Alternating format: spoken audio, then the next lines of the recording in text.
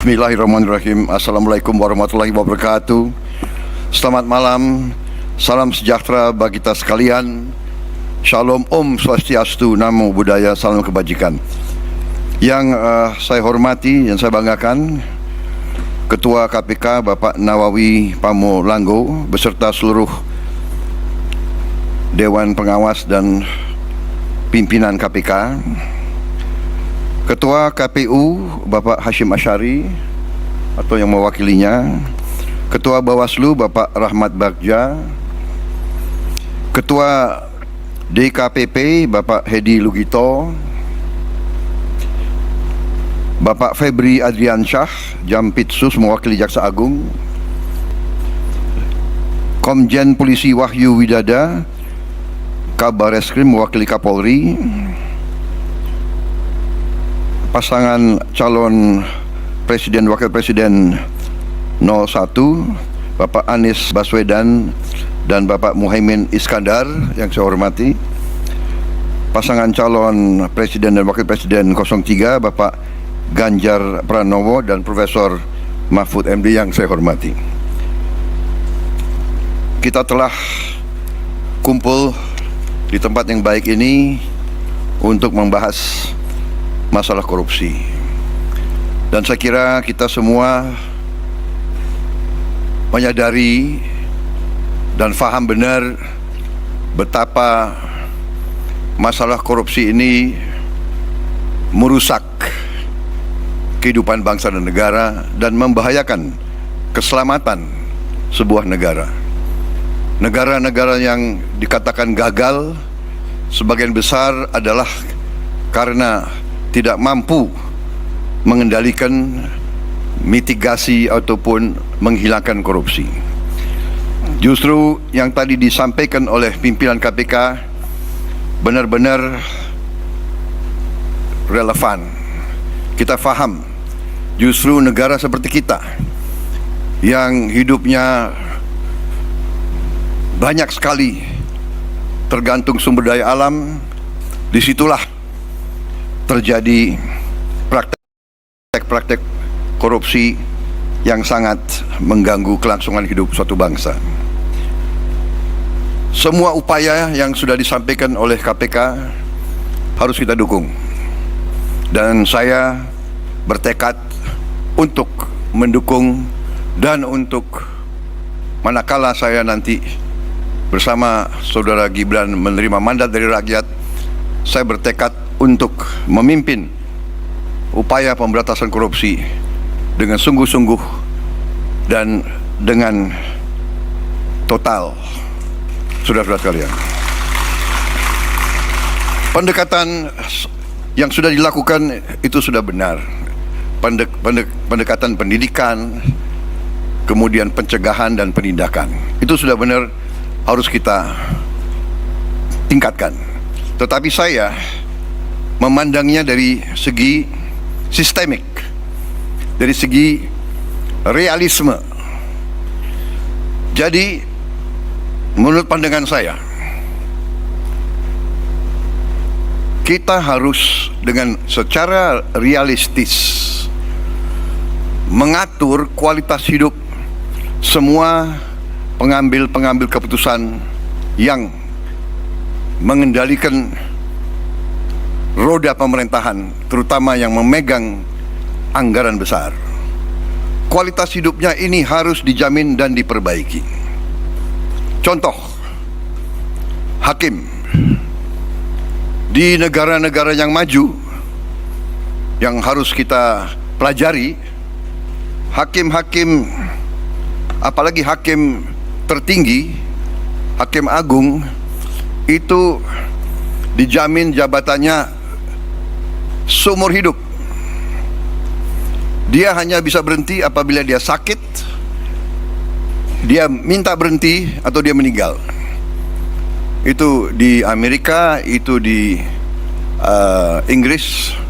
Kemudian Ketua Mahkamah Agung adalah pejabat negara yang gajinya tertinggi. Kediaman resminya lebih besar atau lebih besar dari Perdana Menteri. Itu di Inggris. hakim-hakim itu dijamin penghasilannya begitu besar sehingga bisa dikatakan dia tidak ada insentif untuk korupsi sama sekali.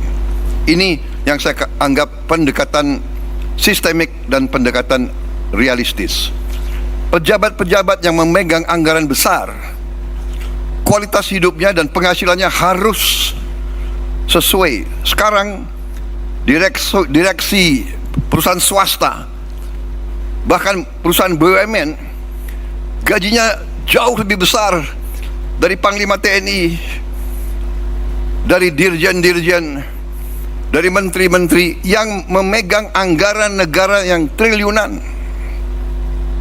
Ini saya kira harus kita mendekatinya secara realistis. Ini keyakinan saya.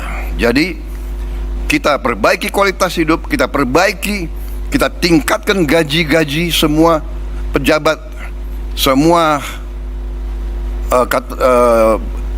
penyelenggara negara. Kita mampu.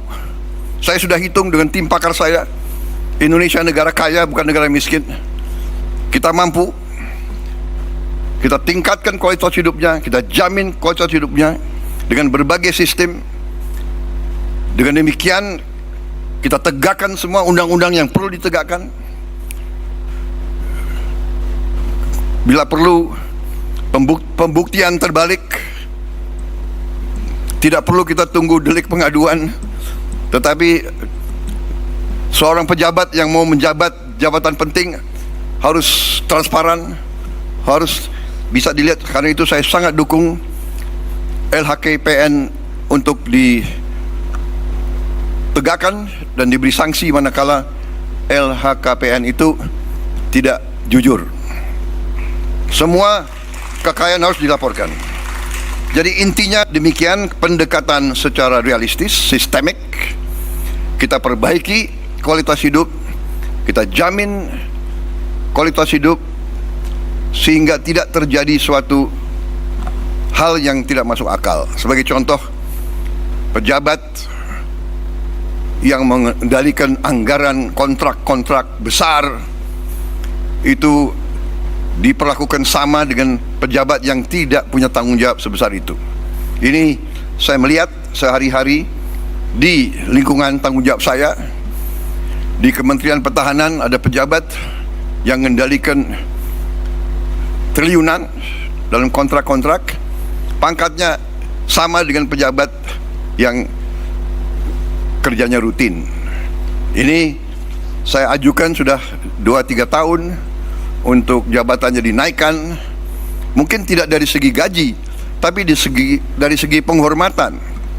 Saya mau usulkan pejabat-pejabat di Kementerian Pertahanan yang mengendalikan anggaran begitu besar diberi bintang 3. Tapi sampai sekarang ya mungkin birokrasi dan sebagainya masih belum tembus. Itu pertama, jadi sistemik pendekatan. Yang kedua menurut saya adalah kehendak politik, political will. Tadi saya sependapat dengan Pak Anies tadi, harus dari atas. Political will, kehendak politik untuk menegakkan pemberantasan korupsi. Dan Ingarso Sungtolodo memberi contoh. Pengalaman saya di tentara, kalau pemimpin memberi contoh yang jelek, anak buahnya lebih jelek lagi. Jadi kita selalu harus memimpin dengan contoh, memimpin dari depan, transparan, dan kita harus selalu menegakkan walaupun mungkin berat. Saya kira intinya itu. Saya dukung semua upaya yang tadi disampaikan oleh KPK, semua upaya mitigasi, pencegahan, dan penindakan. Tetapi yang paling inti adalah pendekatan sistemik. Kita perbaiki sistemnya. Sesudah sistem diperbaiki dengan political will, kita tindak sekeras-kerasnya yang menyimpang dari ketentuan kita.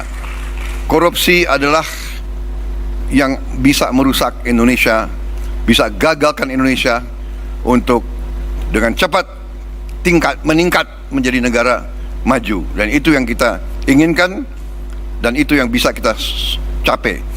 Negara kita sangat kaya, negara kita sangat potensial, dan negara kita sangat-sangat mungkin melompat menjadi negara yang hebat. Terima kasih. Wassalamualaikum.